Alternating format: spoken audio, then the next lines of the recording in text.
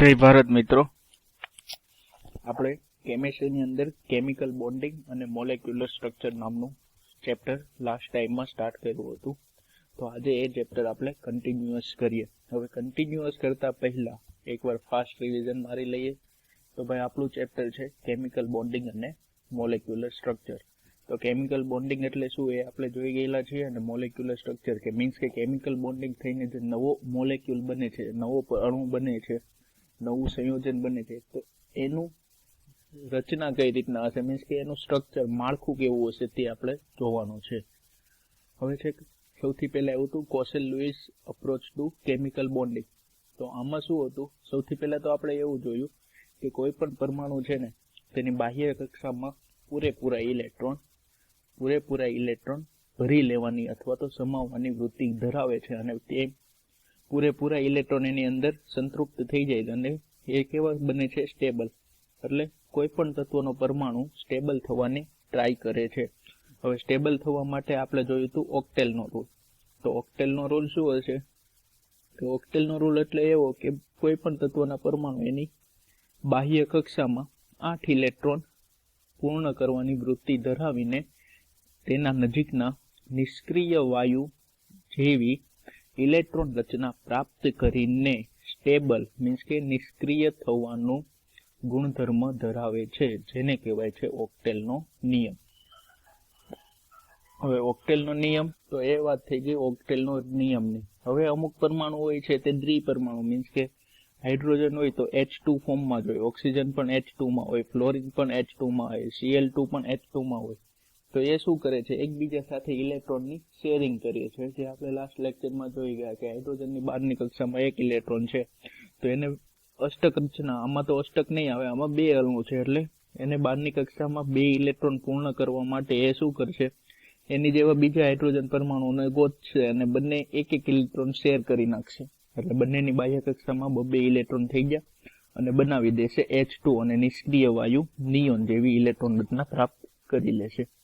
હવે લુઈસના સિમ્બોલ હતા જે આપણે જોયા કે લુઈસના સિમ્બોલ કઈ બાર, એની પહેલા આપણે વેલેન્સ ઇલેક્ટ્રોન જોયેલા. વેલેન્સ ઇલેક્ટ્રોન મીન્સ કે બાહ્યતમ કક્ષાના ઇલેક્ટ્રોન, અને જેટલા પરમાણુ ક્રમાંક છે એ પ્રમાણે 2 ઇલેક્ટ્રોન તેની અંદરની કક્ષામાં, બાકી વધશે તે એની બાહ્યતમ કક્ષામાં, અને પછી એની આજુબાજુ ડોટ રિપ્રેઝેન્ટ કરવાના. મેં તમને હજુ પણ કીધું છે કે ટોપ 30 1 થી 30 સુધીના પરમાણુ ક્રમાંક તમને યાદ રહેવા જોઈએ, અને તે તમને મળશે પિરિયોડિક ટેબલમાંથી, જે આપણે આગલા લેક્ચરમાં મીન્સ કે આગલા ચેપ્ટરમાં જોઈ ગયા હતા. તો હવે આ છે ડોટ રિપ્રેઝેન્ટેશન. આપણે જોઈ લીધું કે લિથિયમ, તો લિથિયમનો પરમાણુ ક્રમાંક કેટલો, તો ભાઈ 3. હા લી લિથિયમનો પરમાણુ ક્રમાંક 3. તો 3 છે, તો અંદરની કક્ષામાં 2 ઇલેક્ટ્રોન તો જતા રહેશે, બહાર વધશે 1 ઇલેક્ટ્રોન, જેને આપણે આ ડોટ વડે દર્શાવ્યો છે. એવી જ રીતના beryllium, boron, carbon, nitrogen, oxygen, fluorine અને નિયોન. નિયોનની બહારની કક્ષામાં 8 ઇલેક્ટ્રોન, નિયોનનો પરમાણુ ક્રમાંક 10. હવે આમાં હું તમને કહું હાઇડ્રોજન, તો હાઇડ્રોજન આમાં ન દર્શાવી શકાય, કારણ કે હાઇડ્રોજનની બહારની કક્ષામાં 1 ઇલેક્ટ્રોન છે. Barium, boron. કાર્બનની વાત કરીએ તો કાર્બનનો પરમાણુ ક્રમાંક છે 6. હા લી 2 બો કા, કાર્બનનો પરમાણુ ક્રમાંક 6. તો 6 પરમાણુ ક્રમાંક છે, તો એની અંદરની કક્ષામાં 2 ઇલેક્ટ્રોન, તો 6 - 2 = 4. બહારની કક્ષામાં 4 ઇલેક્ટ્રોન, તો કાર્બનનો સિમ્બોલ C, અને એની આ બાજુમાં આપણે 4 ડોટ વડે દર્શાવીએ, એ થઈ જશે લુઈસનો સિમ્બોલ્સ. આપણે જોઈ ગયા હતા. પછી કેમિકલ બોન્ડિંગ માટે શું હતું કે ઇલેક્ટ્રોનેગેટિવિટી હેલોજન છે ને એ ઇલેક્ટ્રોપોઝિટિવ આલ્કલી. હવે ઇલેક્ટ્રોપોઝિટિવ એટલે શું, ઇલેક્ટ્રોપોઝિટિવ એટલે એવા પરમાણુ કે જે ઇલેક્ટ્રોન ગુમાવવાની વૃત્તિ ધરાવતા હોય. તો ઇલેક્ટ્રોન ગુમાવવાની વૃત્તિ કોણ ધરાવે, કે જેની પાસે બહારની કક્ષામાં 1, 2 કે 3 ઇલેક્ટ્રોન હોય. મીન્સ કે એને અષ્ટક રચના પૂર્ણ કરવી હોય તો જો ભાઈ જેની બહારની કક્ષામાં 1 ઇલેક્ટ્રોન છે, તો એને બીજા 7 ઇલેક્ટ્રોનની જરૂર પડે. એની કરતા એ એવું કરે કે ભાઈ 1 ઇલેક્ટ્રોન ગુમાવી દે, તો એની બહારની કક્ષા બીજી છે ત્યાં 2 અથવા તો બીજા 8 ઇલેક્ટ્રોન રહે. એ થઈ ગયા આપણા એસ વિભાગના તત્વો, એને કહેવાય હાઈલી આલ્કલી ધાતુઓ. અને આલ્કલી ધાતુઓ શું કરે છે, ઇલેક્ટ્રોપોઝિટિવ છે, મીન્સ કે તે ઇલેક્ટ્રોન ગુમાવવાની વૃત્તિ ધરાવે છે. ત્યારે ઇલેક્ટ્રોનેગેટિવ તત્વો કેવા, કે જે ઇલેક્ટ્રોન મેળવવાની વૃત્તિ ધરાવતા હોય. જેમ કે આપણો 17મો સમૂહ, 17મો સમૂહ એટલે હેલોજન સમૂહ. હેલોજનમાં આવે ક્લોરીન, ફ્લોરીન, બ્રોમિન, આયોડીન. આ તત્વની બહારની કક્ષામાં કેટલા 7 ઇલેક્ટ્રોન છે. તો એને અષ્ટક રચના પૂર્ણ કરવી હોય તો તે શું કરે, 1 ઇલેક્ટ્રોન મેળવે અથવા તો 7 ઇલેક્ટ્રોન ગુમાવવા પડે. તો 7 ઇલેક્ટ્રોન ગુમાવવા એની કરતા 1 ઇલેક્ટ્રોન મેળવવું ઈઝી પડે છે. એના માટે એક લોકો શું કરે છે, ઇલેક્ટ્રોન મેળવીને અષ્ટક રચના પૂર્ણ કરે છે. તેથી આપણા હાઈલી ઇલેક્ટ્રોનેગેટિવ એલિમેન્ટ્સ. તો આ વસ્તુ શું કરે કે હાઈલી જેને ઇલેક્ટ્રોન ગુમાવવો છે ને જેને ઇલેક્ટ્રોન મેળવો છે તે પરસ્પર એકબીજા સાથે પ્રક્રિયા કરીને એકબીજાને ઇલેક્ટ્રોનની આપલે કરીને એકબીજા સાથે જોડાઈ જાય છે અને કોઈ બોન્ડ બનાવે છે, જેને જ આપણે કહીએ છીએ કેમિકલ બોન્ડ. કેમિકલ બોન્ડ એટલે એ સિમ્પલ વસ્તુ કે ઇલેક્ટ્રોનની આપલે કરે અને બંને તત્વો સંયોજાય અને જે પ્રકારનો નવો અણુ બને છે અથવા તેમની વચ્ચે જે ફોર્સ આવે છે તેને કહીશું આપણે ઇલેક્ટ્રોનિક બોન્ડ. તો વાત થઈ ગઈ આ કેમિકલ બોન્ડિંગની. હવે આપણે વાત કરવાનું છે, મેં તમને કીધું કે હાઈલી આલ્કલી ધાતુ કે જે છે ઇલેક્ટ્રોન પોઝિટિવિટી અને બીજા છે હેલોજન સમૂહ જે છે ઇલેક્ટ્રોન નેગેટિવિટી. હવે આપણે સમૂહ નંબર આપણો 1 લઈએ, મીન્સ કે આવર્ત કોષ્ટકમાં પહેલો સ્તંભ, પહેલી કોલમ, અને બીજી લઈએ આપણે 17મો કોલમ. તો આવર્ત કોષ્ટકમાં પહેલી કોલમમાં એસ વિભાગના તત્વો, આલ્કલી તત્વો, ધાતુ તત્વો, એમાં આપણે વાત કરીએ સોડિયમ. સોડિયમની સંજ્ઞા થાય Na. તો સોડિયમનો પરમાણુ ક્રમાંક કેટલો છે ભાઈ, ખ્યાલ છે કોઈને? સોડિયમનો પરમાણુ ક્રમાંક આવશે 11. તો 11 આવશે. તો ભાઈ એની ઇલેક્ટ્રોન રચના કઈ રીતના હશે? સૌથી પહેલી એની કક્ષામાં 2 ઇલેક્ટ્રોન સમાહે તો ત્યાં 2 સંતૃપ્ત થઈ જાય. પછીની ઇલેક્ટ્રોન રચનામાં બીજી એની પછીની કક્ષામાં 8 ઇલેક્ટ્રોન સમાય. તો 2 માંથી 8 એટલે 8 સમાઈ જાય, એટલે ટોટલ એના 10 ઇલેક્ટ્રોન સમાઈ ગયા. પણ હજુ એનો પરમાણુ ક્રમાંક 11 છે, એનો મતલબ એની અંદર 11 ઇલેક્ટ્રોન હોવાના છે. તો એની અંદર 11 ઇલેક્ટ્રોન છે ને 10 ઇલેક્ટ્રોન વધ્યો આપણો 1 ઇલેક્ટ્રોન. તો એ 1 ઇલેક્ટ્રોન ક્યાં આવશે કે સૌથી બહારની કક્ષામાં, ત્રીજી કક્ષામાં. હવે ત્રીજી કક્ષામાં 1 ઇલેક્ટ્રોન આવ્યું. હવે એને અષ્ટક રચના પૂર્ણ કરવા માટે શું કરશે? 1 ઇલેક્ટ્રોન ગુમાવવાની વૃત્તિ ધરાવશે અથવા તો 7 ઇલેક્ટ્રોન એને કંઈકથી મેળવવા પડશે. હવે તમે લોકો જ બોલો, 1 ઇલેક્ટ્રોન ગુમાવવો સહેલો છે કે 7 ઇલેક્ટ્રોન મેળવવા? તો ભાઈ 1 ઇલેક્ટ્રોન ગુમાવવો સહેલો છે. તો સોડિયમ શું કરશે? સોડિયમ જેના બહારની કક્ષામાં 1 ઇલેક્ટ્રોન છે ને એ 1 ઇલેક્ટ્રોન ગુમાવી દેશે. સોડિયમ એનો 1 ઇલેક્ટ્રોન ગુમાવી દેશે. હવે સોડિયમ 1 ઇલેક્ટ્રોન ગુમાવશે. પહેલા તો સોડિયમનો પરમાણુ ક્રમાંક 11 હતો ત્યારે એની અંદર 11 પ્રોટોન હતા અને 11 ઇલેક્ટ્રોન હતા. That is clear. હવે શું કર્યું? સોડિયમે 1 ઇલેક્ટ્રોન કાઢી મૂક્યો એનામાંથી. એ કે ભાઈ તારે અહીંયા નથી રહેવાનું, નીકળાયેલ કપડા બિસ્તરા પોદલા તૈયાર કરીને અહીંથી નીકળ. તો ઓલો ઇલેક્ટ્રોન કે ભાઈ સારું વાંધો નહીં, તાર ન રાખો તો હું નીકળી જાઉં છું. તો 1 ઇલેક્ટ્રોન છે ને એ નીકળી ગયો. હવે ઇલેક્ટ્રોન કાંઈ એમનેમ તો નીકળશે નહીં, એના કપડાને એ બધું તો લઈને જ નીકળવાનો છે ઘરમાંથી કાઢી મૂક્યો એટલે. તો ઇલેક્ટ્રોન પાસે શું હોય? ગરીબ માણસ ઇલેક્ટ્રોન, એની પાસે શું હોય? ખાલી એક માઇનસ વીજભાર હોય. જેમ પ્રોટોન પાસે પ્લસ વીજભાર હોય એવી રીતના ઇલેક્ટ્રોન પાસે માઇનસ વીજભાર હોય, ઋણ વીજભાર હોય. તો ઇલેક્ટ્રોન કે ભાઈ હું નીકળું છું, મારા કપડાં બપડા બધું મને લેવા દે. તો એને ઠેલો તૈયાર કર્યો. તો ઠેલાની અંદર ખાલી એક એને માઇનસ વીજભાર નાખ્યો એટલે 1 ઇલેક્ટ્રોન નીકળી ગયો, સાથે સાથે એનું માઇનસ વીજભાર લેતો ગયો.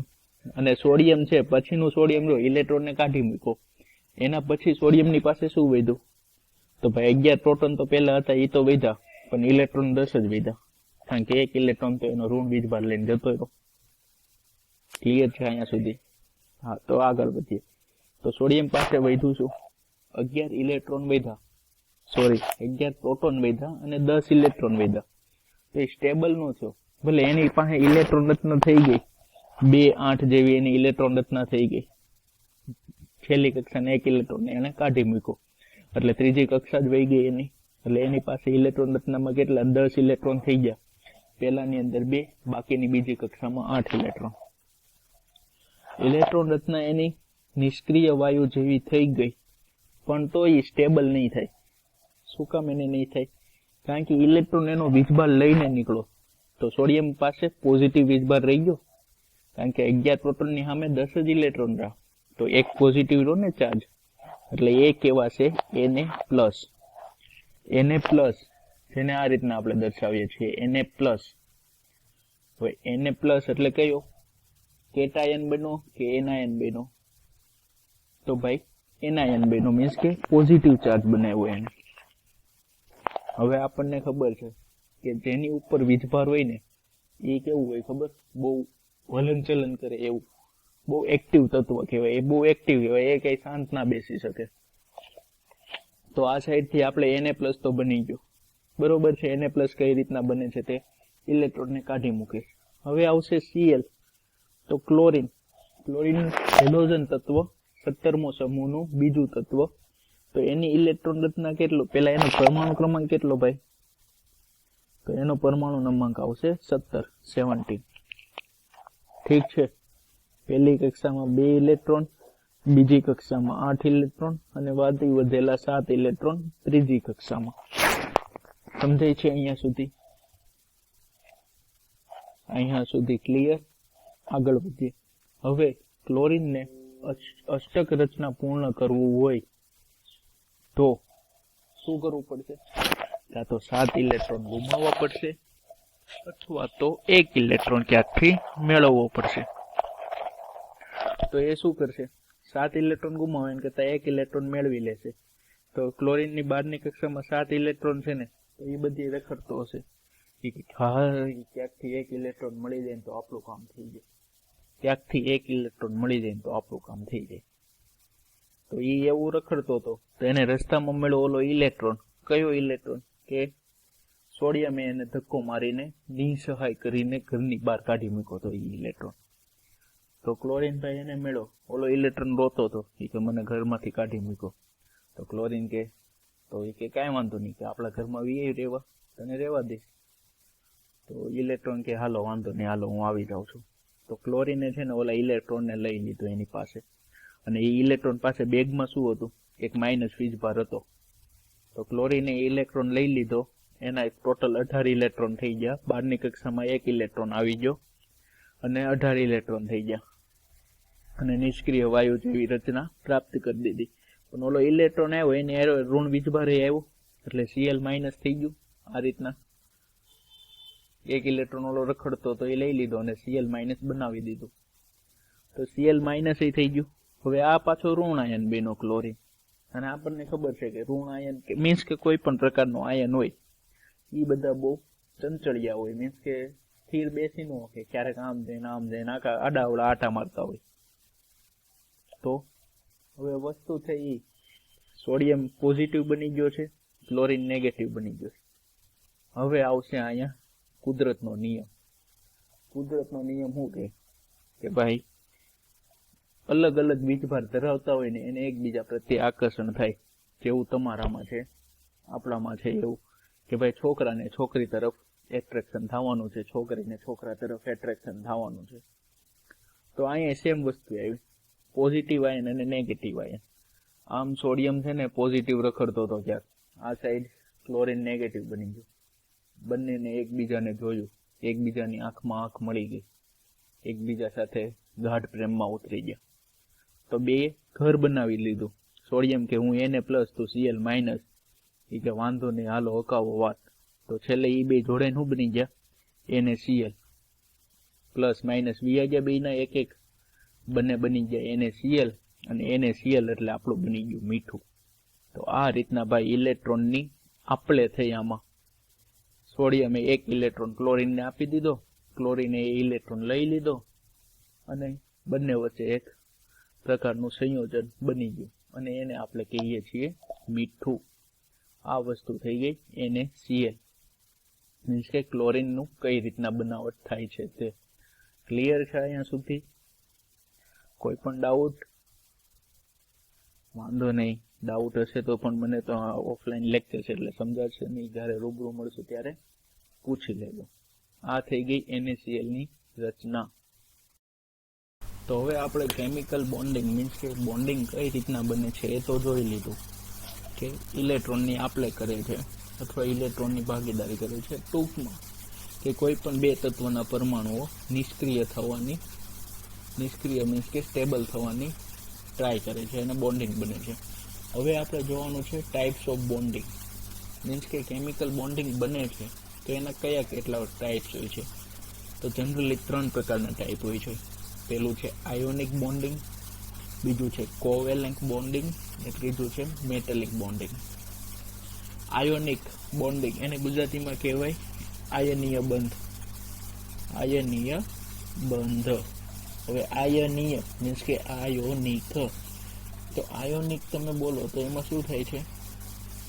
આયન બને છે. આયન કેટલા પ્રકારના હોય? 2, કાં તો પોઝિટિવ અથવા તો નેગેટિવ, ધન આયન અને ઋણ આયન, એનાયન અને કેટાયન, જે આપણે હમણાં જોઈ NaCl ની રચના. અને આમાં બોન્ડ કઈ રીતના બને છે? તો ઇલેક્ટ્રોનનું શું થાય છે? ટ્રાન્સફર થાય છે એક જગ્યાએથી બીજી જગ્યાએ. એક પરમાણુમાંથી બીજી જગ્યાએ ઇલેક્ટ્રોનનું શું થાય છે? ટ્રાન્સફર. હા હતું આયોનિક બોન્ડ. એનું એક્ઝામ્પલ છે NaCl. પછી છે કોવેલેન્ટ બોન્ડ. કોવેલેન્ટ બોન્ડ આને કહેવાશે સહસંયોજક. ગુજરાતીમાં કહેવાશે સહસંયોજક. સહસંયોજક. સહ એટલે સાથે અને સંયોજન એટલે મળવું. સાથે મળવું મીન્સ કે એક પ્રકારનું આ કહેવાશે ભાગીદારી, પાર્ટનરશિપ. એટલે શું કરે છે? શેર કરે છે ઇલેક્ટ્રોન એકબીજા સાથે.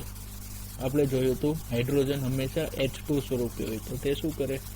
હાઇડ્રોજન એક પરમાણુ, હાઇડ્રોજનનો બીજો પરમાણુ બંને એક ઇલેક્ટ્રોનની ભાગીદારી કરે. મીન્સ કે એક ઇલેક્ટ્રોન તો પોતાની પાસે છે બંને પાસે, પણ એને 2 ઇલેક્ટ્રોનની જરૂર છે. તો 2 હાઇડ્રોજન પરમાણુઓ એકબીજા સાથે એમ કે ભાઈ જ્યારે તારે 2 ઇલેક્ટ્રોનની જરૂર હોય ત્યારે મારો એક લઈ જશે, ઓલો એમ કે, અને તારે જ્યારે 2 ની ઇલેક્ટ્રોનની જરૂર હોય ત્યારે મારો એક લઈ જશે. મીન્સ કે ઇલેક્ટ્રોનનું શું કરે છે? શેરિંગ. ઇલેક્ટ્રોન ટ્રાન્સફર નથી થતો, શેર થાય છે. અને છેલ્લું છે મેટાલિક બોન્ડ. મેટાલિક બોન્ડ એટલે ધાત્વીય મીન્સ કે ધાતુ તત્વોનું મૂળભૂત છે. આ જ્યારે ક્યારે થાય? It occur between like the atom and metal in a free state. એટલે કોઈ અણુ અને ધાતુ બંને વચ્ચે જે થાય તે. હવે આપણે સ્ટાર્ટ કરવાનું છે આયોનિક બંધથી.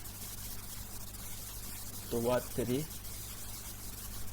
ઇલેક્ટ્રોવેલેન્ટ ઓર આયોનિક બંધ. આયોનિક બોન્ડને બીજું શું કહેવાય છે? ઇલેક્ટ્રોવેલેન્ટ. આપણને ખબર છે આયોનિક બંધ એટલે આયનનું ફોર્મેશન તો થવાનું જ છે. અને આનું એક્ઝામ્પલ પણ આપણને ખબર જ છે કે આનું એક્ઝામ્પલ કયું છે? NaCl યાની કે મીઠું. તો આયોનિક બંધ શું? જો એને ઇલેક્ટ્રોવેલેન્ટ ઓર આયોનિક બંધ. બીજો છે કોવેલેન્ટ. એટલે ઇલેક્ટ્રોવેલેન્ટ જ્યારે તમારે એક્ઝામમાં કે એમ શબ્દ દેખાય તો એમ નહીં કહેતા કે નવો શબ્દ છે. આયોનિક બોન્ડને જ ઇલેક્ટ્રોવેલેન્ટ બોન્ડ કહે છે. હવે આપણને ખબર છે તેમ આયોનિક બોન્ડમાં શું થાય છે કે આયોનિક બોન્ડમાં છે ને ઇલેક્ટ્રોનનું ટ્રાન્સફર થાય છે. ઇલેક્ટ્રોનનું ટ્રાન્સફર થાય છે મીન્સ કે ઇલેક્ટ્રોન એક જગ્યાએથી એક અણુમાંથી નીકળીને બીજા અણુઓમાં જાય છે. Electron are transfer between the valent shell of the atom. Valence shell એટલે આપણને ખબર જ છે કે બાહ્યતમ કક્ષા એને કહેવાશે વેલેન્સ સેલ. અને ઇલેક્ટ્રોન એક વેલેન્સ સેલમાંથી બીજા વેલેન્સ સેલ, એક પરમાણુમાંથી બીજા પરમાણુમાં ટ્રાન્સફર થાય છે. Ionic compound are the made of ion. ખબર છે કે આયનો દ્વારા બને છે. દાખલા તરીકે આપણે NaCl હમણાં જોયું મીઠું, તો માંથી પહેલા Na+ બનતું હતું, Cl માંથી Cl- બનતું હતું, સોડિયમે એક ઇલેક્ટ્રોનને કાઢી મૂક્યો હતો, ક્લોરીને એ ઇલેક્ટ્રોનને પોતાના ઘરમાં જગ્યા આપી, એટલે Na અને Cl એકબીજા સાથે જોડાઈને બનાવી દીધું આપણું સરસ મજાનું ખારું મીઠું. Ionic compound are called salt or crystal. Ionic compound જે બને એને આપણે શું એક પ્રકારનો ક્ષાર મીન્સ કે સોલ્ટ તરીકે લઈ શકીએ, અથવા તો એને ક્રિસ્ટલ પણ કહેવાય. ક્રિસ્ટલ મીન્સ કે સ્ફટિક. ક્લિયર છે આયોનિક કમ્પાઉન્ડ? તો હવે જોઈએ બીજું. જો આયોનિક કમ્પાઉન્ડમાં શું છે, always form between the metal and non metal. તો ભાઈ વાત બરોબર છે, તે હંમેશા કોની વચ્ચે હોય, ધાતુ તત્વો અને અધાતુ તત્વો. ધાતુ તત્વો એટલે એસ વિભાગના તત્વો આવશે આપણા, અધાતુ તત્વો એટલે મોટા ભાગના પી વિભાગના તત્વો આવશે. NaCl, MgCl2 એ અલગ અલગ પ્રકારના વસ્તુ બનાવે. હવે ધાતુ ને અધાતુ વચ્ચે શું કામ થાય? કારણ કે આપણને ખબર છે ધાતુનો એક એવો ગુણધર્મ છે જે ઇલેક્ટ્રોન મુક્ત કરે છે, અને અધાતુનો ગુણધર્મ છે તે ઇલેક્ટ્રોન મેળવવાની વૃત્તિ ધરાવે છે. અને ઇલેક્ટ્રોકોવેલેન્ટ આયોનિક બોન્ડમાં એવું છે, એક ઇલેક્ટ્રોન આપે અને બીજો ઇલેક્ટ્રોન મેળવે. તો હંમેશા ધાતુ તત્વ છે તે ઇલેક્ટ્રોન ગુમાવીને ધન આયન બનતું હોય છે, અને અધાતુ તત્વો છે તે ઇલેક્ટ્રોન મેળવીને ઋણ આયન બનતું હોય છે.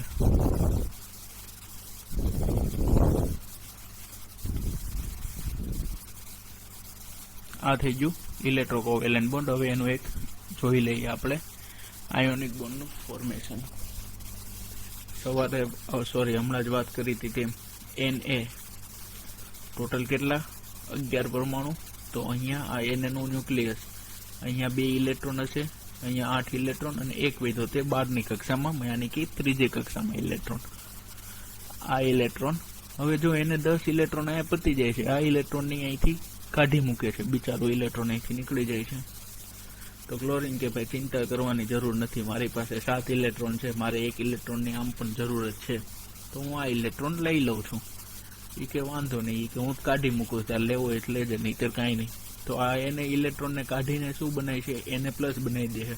તો ક્લોરીન ભાઈ સ્વભાવે સારો હતો, રખડતા લોકોની સહાય કરતો હતો, તો એને લઈ લીધો 1 ઇલેક્ટ્રોન, કે કાંઈ નહીં ભાઈ તું મારી પાસે આવીને રહે, અને Cl માઇનસ બની ગયું. હવે Na પ્લસ બન્યું અને Cl માઇનસ બન્યું. હવે આપણને ખબર છે કે વિરુદ્ધ વીજભાર છે, એટલે NaCl એકબીજા સાથે જોડાઈ જશે, અને જોડાવાનું મુખ્ય કારણ કયું છે, આ ઇલેક્ટ્રોન. એટલે Na અને Cl વચ્ચે જે બોન્ડ બની ગયો એ થઈ ગયો આપણો NaCl. સેમ એવી રીતના છે નાઇટ્રોજન, સોડિયમ અને ફ્લોરિન. ફ્લોરિનની પાસે કેટલા ઇલેક્ટ્રોન છે ભાઈ? પહેલા તો ફ્લોરિનનો પરમાણુ ક્રમાંક યાદ છે કોઈને? ફ્લોરિનનો પરમાણુ ક્રમાંક છે 9, એટલે 9 ઇલેક્ટ્રોન હોવા જોઈએ. તો 2 ને 2 4 ને 2 6 ને બીજા 3 9. 9 ઇલેક્ટ્રોન છે, 2 અહીંયા 7 અહીંયા, અને 1 ઇલેક્ટ્રોનની જરૂર છે. આ ભાઈને 1 ઇલેક્ટ્રોન આપી દેવો છે, તો NaF સોડિયમ ફ્લોરાઇડ કહેવાશે. જે સંયોજન બનશે એને સોડિયમ ફ્લોરાઇડ. આ વાત થઈ ગઈ આયોનિક બોન્ડના એક્ઝામ્પલની. હવે આયોનિક બોન્ડની આપણે પ્રોપર્ટી જોવાની છે. તો પહેલી વસ્તુ ખબર જ છે ભાઈ, મેટલ અને નોન મેટલ, ધાતુ તત્વો અને અધાતુ વચ્ચે થાય છે. ધાતુ તત્વો ઇલેક્ટ્રોન ગુમાવે છે, અધાતુ તત્વો ઇલેક્ટ્રોન મેળવે છે. ધાતુ તત્વો ઇલેક્ટ્રોન ગુમાવીને કેટાયન બનાવે છે, જ્યારે નોન મેટલ અધાતુ તત્વો એનાયન બનાવે છે.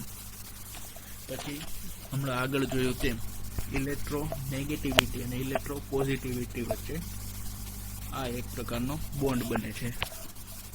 Ionic bond result from positive to 9 attraction. Lewis theory allows up to the predict the correct formula of the ionic compound. Means કે અત્યાર સુધી જોયું તે જ વસ્તુ છે, એનાયન બનાવે, કેટાયન બનાવે, ધાતુઓ ધાતુ વચ્ચે થાય, ઇલેક્ટ્રોનેગેટિવિટી અને ઇલેક્ટ્રોપોઝિટિવિટી વચ્ચે થાય, પોઝિટિવ અને નેગેટિવનું એટ્રેક્શન વચ્ચે થાય છે. આ ધાતુ તત્વોની બેઝિક પ્રોપર્ટીઝ. હવે છે the factor governing it formation, કે કયા પરિબળો કયા પરિબળો કોવેલેન્ટ, ઇલેક્ટ્રોકોવેલેન્ટ બોન્ડ બનાવવા માટે, આયોનિક બોન્ડ બનાવવા માટે જવાબદાર છે. તો પેલું આવશે આયોનાઇઝેશન એનર્જી. હવે આપણે આગળના ચેપ્ટરમાં જોઈ ગયા આયોનાઇઝેશન આયોનાઇઝેશન એન્થાલ્પી, ઇલેક્ટ્રોગેન એન્થાલ્પી. તો સેમ વસ્તુ આ છે આયનાઇઝેશન energy. The formation of a ionic bond metal atom lose the electron to form a cation. Energy required for the equal ionization energy. Means એમનો આપણો જે તત્વ હતું, આપણો જે મેટલ હતું એમાંથી એ બને છે કેટાયન. તો કેટાયન તો બની ગયું, પણ એની સાથે થોડીક ઇલેક્ટ્રિક એનર્જીની પણ જરૂર પડશે ને. તો એ એનર્જી કેટલી હોય? આયનાઇઝેશન એનર્જી જેટલી. હવે આલ્કલી મેટલ છે એટલે આપણને ખબર છે કે બેની આયોનાઇઝેશન એનર્જી ઓછી છે અને હેલોજન છે એની વધારે છે. એ ખબર છે ને, આપણે આગળ લેક્ચરમાં જોયું જેમ જમણી બાજુથી ડાબી બાજુ જઈએ તેમાં આયોનાઇઝેશન એનર્જીમાં વધારો થાય છે. હવે ઇલેક્ટ્રોન ગેન એનર્જી, તો ઇલેક્ટ્રોન મેળવવાની વૃત્તિ વધારે હોય એ તો ઝડપથી આયોનિક બોન્ડ બનાવે. જેની આયોનાઇઝેશન એનર્જી વધારે હોય તે ઝડપથી બનાવે, કારણ કે આયોનાઇઝેશન એનર્જી એટલે હોય એને ઇલેક્ટ્રોન ગુમાવવાની વૃત્તિ ધરાવે છે. ઇલેક્ટ્રોન ગેઇન એન્થાલ્પી એટલે શું? ઇલેક્ટ્રોન મેળવવાની વૃત્તિ ધરાવે છે. તો બંનેમાં જેનું વધુ હોય એ વધારે ભાઈ ઝડપથી આયોનિક બોન્ડ બનાવી દે. સીધી વાત છે. હેલોજન તત્વો છે 17મા નંબરનો સમૂહ છે, એની પાસે ઇલેક્ટ્રોન ગેઇન એન્થાલ્પી વધારે છે. એનો મતલબ કે એ લોકો ઇલેક્ટ્રોન ગોતતા છે. ચાલો ને એમ જ માની લો, રસ્તામાં ગમે એને મળે એમ કે ભાઈ ઇલેક્ટ્રોન આપવો છે તમારી પાસે વધારાનો, એટલે ઇલેક્ટ્રોન ગેઇન એન્થાલ્પી એની પાસે બહુ વધારે હોય. એટલે જેની અંદર ઇલેક્ટ્રોન ગેઇન એન્થાલ્પી જેમ વધતી જશે એમ આયોનિક બોન્ડનું ફોર્મેશન થવાની શક્યતા વધતી જશે.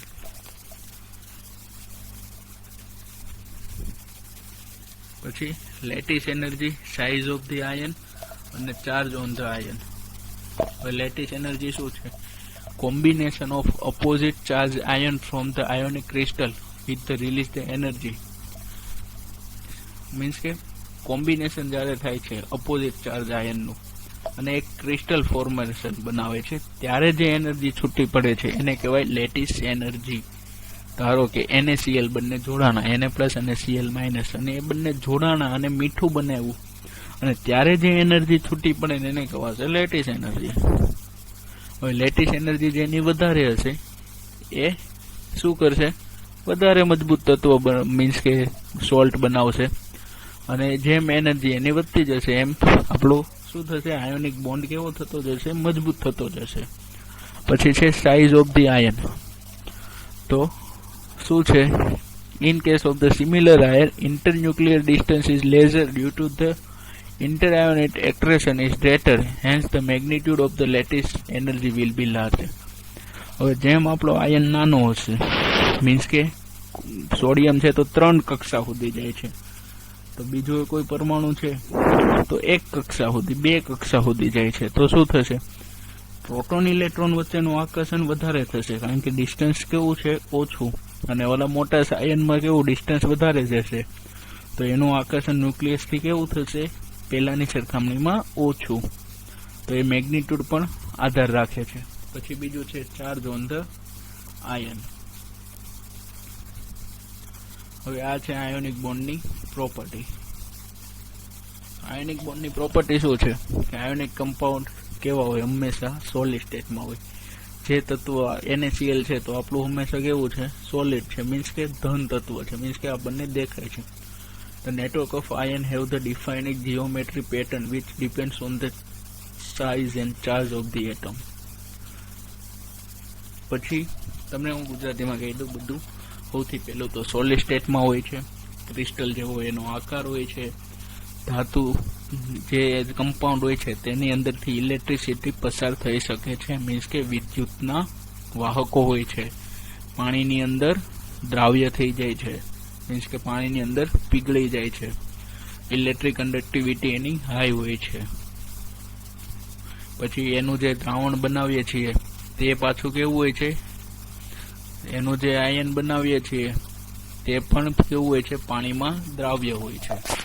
તો આ વાત થઈ ગઈ આયોનિક બોન્ડનું કમ્પાઉન્ડ. હવે છે કોવેલેન્ટ બોન્ડ, જે આપણે નેક્સ્ટ લેક્ચરથી જોશું.